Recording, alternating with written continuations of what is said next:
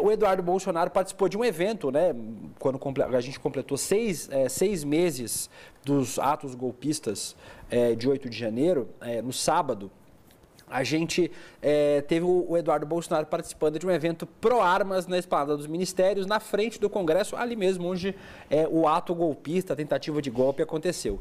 E o 03, o Dudu do pendrive, o Dudu Bananinha, chamem como vocês acharem melhor, como é conhecido pelas pessoas, fez mais uma daquelas frases de efeito pavorosas. A fala inteira é horrível, eu tive o desprazer de ver a fala inteira dele, mas a gente separou um trecho que é muito, muito grave.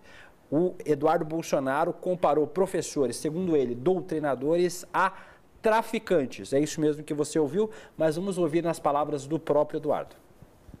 Preste atenção na educação dos filhos. Tirem um tempo para ver o que eles estão aprendendo nas escolas. Não vai ter espaço para professor, doutrinador tentar sequestrar as nossas crianças. Não tem diferença. Não tem diferença de um professor doutrinador para um traficante de drogas que tenta sequestrar e levar os nossos filhos para o mundo do crime. Talvez até o professor doutrinador seja ainda pior, porque ele vai causar discórdia dentro da sua casa, enxergando opressão em todo tipo de relação. Talvez o professor doutrinador seja pior do que o traficante Cristina Serra. William, voltamos ao que a gente estava comentando agora há pouco. Veja como o projeto fascista, né, é todo coordenado. Lembra que eu comentei aqui que quando o chanceler foi preso, ele ouviu um agente policial dizendo, olha, tá vendo, nós prendemos professores, porque até então eles estavam prendendo principalmente empresários e políticos, né? E agora vem esse sujeito aí e faz essa comparação completamente despropositada e, mais do que isso, criminosa. Eu, se fosse, novamente, se estivesse no lugar de uma entidade de professores, um sindicato, uma associação, federação, confederação, ou mesmo se fosse professora por profissão, hoje eu estaria preparando uma ação junto com um advogado para entrar na justiça contra essa pessoa, esse sujeito aí, que eu prefiro não falar o nome, que eu não quero sujar minha boca, entende? É isso, a sociedade tem que reagir ao projeto fascista, que está enfraquecido, porém aí está, mostrando, né, se arreganhando, né, mostrando suas garras e dentes. Aliás, você mencionou, esse evento é um evento público na esplanada dos ministérios, um evento pró-armas. O governo não tem política armamentista, isso era o governo passado, não é mais neste governo, né? Será que esse evento realmente poderia ter sido feito? Fazer propaganda pró-armas, que é uma indústria privada, para ganhar dinheiro, alguém está ganhando dinheiro com isso, né? Mas eu colocaria um olhar mais atento sobre esse evento. Quem patrocina, quem financia, quem montou a logística. Pelas palmas que a gente ouviu, não tinha muita gente, a gente só está vendo o palanque, não está vendo a audiência. Mas a gente ouviu umas palmas aí meio fracas, né? Acabou-se o tempo daqueles eventos enormes do bolsonarismo, porque tinha muita gente apostando no projeto fascista, né? Botava muito dinheiro e levava muita gente. Isso acabou, né? A gente está vendo isso muito claramente. Ainda assim, eu queria muito saber quem financiou isso aí, quem bancou, e se pode um evento desse tipo, né? Porque política armamentista não é política pública. Isso é do interesse de empresas privadas. E ainda mais quando um sujeito fala uma coisa dessa. A consequência disso tem que ser a pena da lei. Ele tem foro privilegiado, ele tem mandato, né? Mas ainda assim, ele tem que responder pelo que fala, né? Nem que seja para incomodar, para que tenha um efeito pedagógico. Mas esse tipo de fala não pode passar em branco. Mas, novamente, o que nos interessa aqui, acho que o foco da nossa discussão, né, é o projeto fascista. Então, não é à toa que ele faz esse tipo de comparação, né, da mesma forma como lá atrás a gente vê no caso da prisão do chanceler, o prazer de prender professores, por tudo que eles significam, né? E justamente porque são um setor que fortemente combateu esse projeto fascista. Perfeito seu comentário, quero te ouvir também, César, mas deixa eu só acrescentar aqui mais um trecho, ou melhor, de uma reportagem do Globo, que traz mais detalhes sobre esse evento e sobre a fala do Eduardo Bolsonaro lá. Então, de acordo com o Globo, é o seguinte, o filho do ex-presidente também apontou, estou lendo um trecho da matéria, tá, gente? Também apontou ser positiva a vinculação dos atos de 8 de janeiro, olha isso, César, ao movimento pró-armas. Então, ele diz assim, na CPI do 8 de janeiro, vi pró-armas recebendo um ataque e pessoas tentando vincular o movimento pró-armas ao 8 de janeiro. Sabe o que isso significa? Que vocês estão fazendo um excelente trabalho. Oi? Inacreditável. Cara, no meu segundo livro, que chama Tempestade Perfeita, eu utilizei um termo que é teocracia miliciana, para dizer a respeito do que estava se formando sob a égide do bolsonarismo. E eu fui muito criticado. No sentido de dizer que eu estava exagerando, no sentido de dizer que não era bem por aí e tal. Se vocês pegarem essa fala do Eduardo Bolsonaro, tem 3 aspectos fulcrais aí. Primeiro, ele fala, as armas nos unem, abre e fecha aspas, tá? Só para deixar claro que eu não é uma interpretação minha. Tá? Literalmente ele disse isso, as armas nos unem, abre e fecha aspas. Em seguida, ele faz essa fala dos professores que a gente acabou de assistir, comparando professores com traficantes. E, por fim, ele utiliza a Bíblia, pasmem, para falar que as mulheres têm que ser submissas aos homens. Ele diz isso dessa forma, dizendo que tem uma frase que eu gosto muito, que é que a mulher tem que ser submissa ao homem, e aí ele segue para tergiversar, dizendo que as pessoas não estudam e não entendem o que isso, em última instância, significa. Essa fala que a gente viu tem esse contexto inteiro daquilo que eu chamo de teocracia miliciana. O uso da força, as pessoas se unindo através das armas, combatendo os professores, que, como a Cris Serra, de forma muito eloquente, colocou, são as pessoas que seriam capazes de, através da cultura, sabe, de promover algum nível de instrução junto à população brasileira, são combatidas. Não por acaso o bolsonarismo elegeu como inimigo número 1 o Paulo Freire, que é o pedagogo mais genial da história da humanidade, não só do Brasil, que é uma pessoa que fala de uma educação libertadora, que é uma pessoa que fala a respeito de trabalhar com as pessoas para que elas sejam capazes de identificar os seus processos de opressão. Você viu o que o Bolsonaro diz aí? Quando ele termina a frase dele, dizendo que os professores doutrinadores são tão perigosos porque eles veem processos de opressão em todas as relações. Esse é o medo deles. Porque se essas pessoas aprendem a identificar que o atual modelo de sociabilidade do Brasil tem como base um legado histórico e cultural do que foi Brasil colônia e Brasil império, é óbvio que o material humano, Vivian, para que a extrema-direita trabalhe, fica reduzido. Se as pessoas passam a questionar aquilo que elas vivem, elas passam a questionar racismo, elas passam a questionar homofobia, elas passam a questionar a misoginia. E isso interessa para a extrema-direita nacional porque eles fazem política com base no ódio.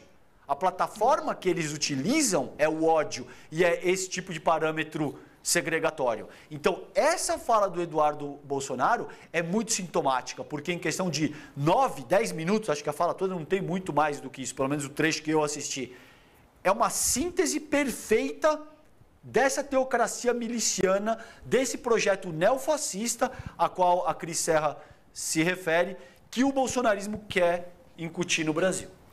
Antes de passar a bola, deixa eu só aproveitar e falar com os professores que estão acompanhando a gente agora. A gente trouxe como o tema principal hoje aqui no início do programa, né, a morte. A gente pode até, de certa forma, chamar de assassinato, porque ele tirou a própria vida, mas foi provocado, né, o ex-reitor da Universidade de Santa Catarina por um processo absolutamente injusto, que agora a gente tem aí a decisão do TCU. E a gente está falando agora também de uma fala absurda de Eduardo Bolsonaro comparando os professores brasileiros a traficantes. Então, a gente queria chamar você, professor, que está aqui junto com a gente quer ouvir vocês. O que vocês acham dessas duas situações? Acho que é um momento para a gente trazer os professores que nos acompanham aqui para o ICELE. Então, eu gostaria de pedir que vocês nos enviassem vídeos, por favor, para o nosso WhatsApp, O número está aí para vocês, 11 941 72 8439. O vídeo ali naquele formato na horizontal, 15 segundos. E ao longo do programa inteirinho de hoje, a gente vai colocar os professores para conversar com a gente e com a nossa audiência.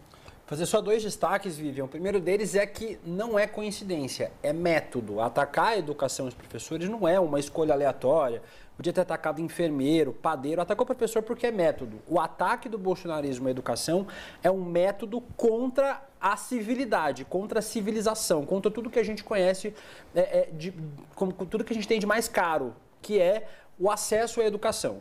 Para o bolsonarismo, o acesso à educação é ruim. Quanto menos as pessoas se educarem, em especial formalmente, nas escolas, com professores, é pior.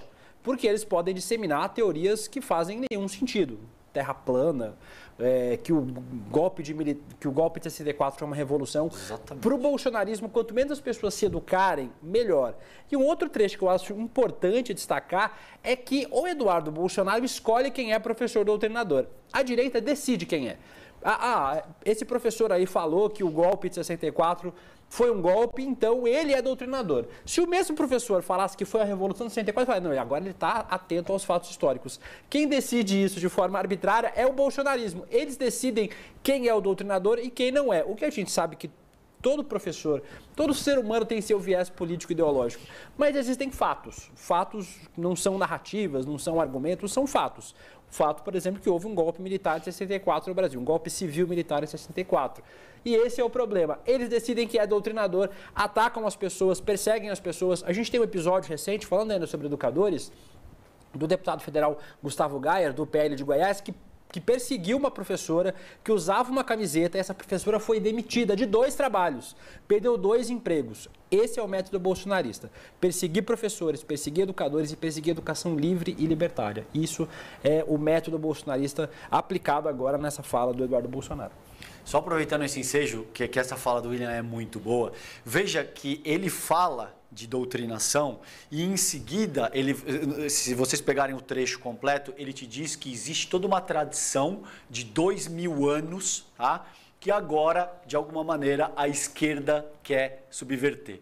Então tem uma escola, Vivi, que chama perennialismo. Eu não vou ter tempo aqui para os efeitos do nosso comentário, mas o perennialismo do René Guénon, que é uma pessoa que inspira o Olavo de Carvalho, que por sua vez é o guru do bolsonarismo, lida exatamente com esse tipo de doutrina absurda, que existe uma forma certa de viver e que essa forma vem sendo trabalhada por 2000 anos e que agora os progressistas e a esquerda querem subverter. Esse tipo de gente quer te falar de doutrinação. Veja que loucura. Cris. Gente, para a gente aprofundar e, enfim, continuar nesse debate que eu acho absolutamente fundamental isso aqui que a gente está conversando, e que bom, Vivian, que você pediu a participação dos professores, né? Eu sou de uma família de professores, meu pai era professor, minha mãe foi professora, meu irmão é professor, primos professores, então esse é um tema importante, claro, não só do ponto de vista pessoal, é importante para o país. E aí a gente está falando de um projeto fascista muito bem articulado. Então, só para trazer aqui para a lembrança, e também como mais um componente desse debate, ele é tão bem articulado, né, que você via a educação sendo atacada no governo Bolsonaro por todos os lados. Lembra da frase do Paulo Guedes sobre o filho do porteiro? O espanto dele que o filho do porteiro estava na universidade. Porque, para essa gente, as pessoas pobres, né, não podem ir para a universidade, não podem estudar, não podem ascender socialmente por via da educação. E isso a gente ouvia dos próprios ministros da educação. Aliás, uma área do governo Bolsonaro de muita instabilidade, né? Não parava ministro. O governo Bolsonaro teve, se eu não estou enganada aqui, 5 ministros da educação. Teve um que não durou nada, depois entrou aquele Weintraub, aquela figura repugnante que acabou fugindo do Brasil por um tempo, enfim. Até chegar no Milton Ribeiro, que caiu, por quê? Por causa de um escândalo de corrupção. Né? O bolsonarismo, que fala tanto do combate à corrupção, né, está envolvido em uma série de escândalos de corrupção. Esse ministro Milton Ribeiro, ele sintetiza muito bem, quando foi ministro, ele sintetizava muito bem o projeto fascista. Um ministério envolvido em corrupção, né, mergulhado, aquele caso das barras de ouro, dos pastores, etc. Esse ministro andava armado, lembram do episódio, ele no balcão lá do aeroporto de Brasília, fazendo check-in, abre a pasta, cai uma arma, a arma dele. E ele também tinha exatamente esse mesmo discurso de que não tem como resolver a desigualdade social pela educação.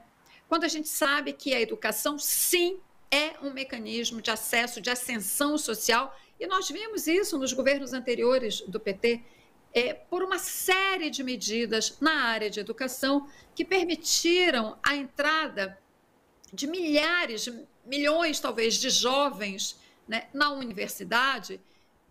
Várias medidas. A gente sempre lembra da lei de cotas, muito importante, que foi uma decisão do Supremo aplicada pelo governo federal, mas várias outras, o financiamento estudantil, etc., etc., e que levaram à ascensão, medidas que levaram à ascensão social de muitos brasileiros, de muitos jovens brasileiros e brasileiras. E o Milton Ribeiro dizia que não há o que fazer, a educação não tem nada a ver. Tem uma entrevista dele ao Estadão, que ficou famosa, porque ele fala que, bom, a desigualdade social é isso aí, não há o que fazer, né? Ele não via o papel dele como ministro da Educação nesse sentido, de contribuir para a ascensão social. Porque o bolsonarismo e o fascismo são exatamente isso, né? Os pobres não têm possibilidade de ascensão, então é um projeto fascista, armamentista, corrupto, né, e de segregação, o projeto excludente, né? Então, esses personagens, todos que a gente está conversando aqui, eles representam exatamente esse projeto que, mais uma vez, é tão bom falar isso, a gente botou para correr pelas urnas. Pois é, e olha só para a gente ter um momento aqui de ufa, olha que legal que a nossa produção separou para a gente, então, um pedacinho do discurso do reitor da Universidade da Bahia, Paulo César Miguel de Oliveira, que enaltece a língua portuguesa. E a gente, até para a gente encerrar definitivamente, né, essa fase de desmandos e de ignorância, a gente tem esse trechinho do vídeo. Vamos acompanhar, e especialmente para você, professor, que nos acompanha hoje também. O meu último registro é de agradecimento à língua portuguesa, que nos ofereceu um prefixo que desde ontem alegra com cores solares a vida brasileira. O prefixo "i".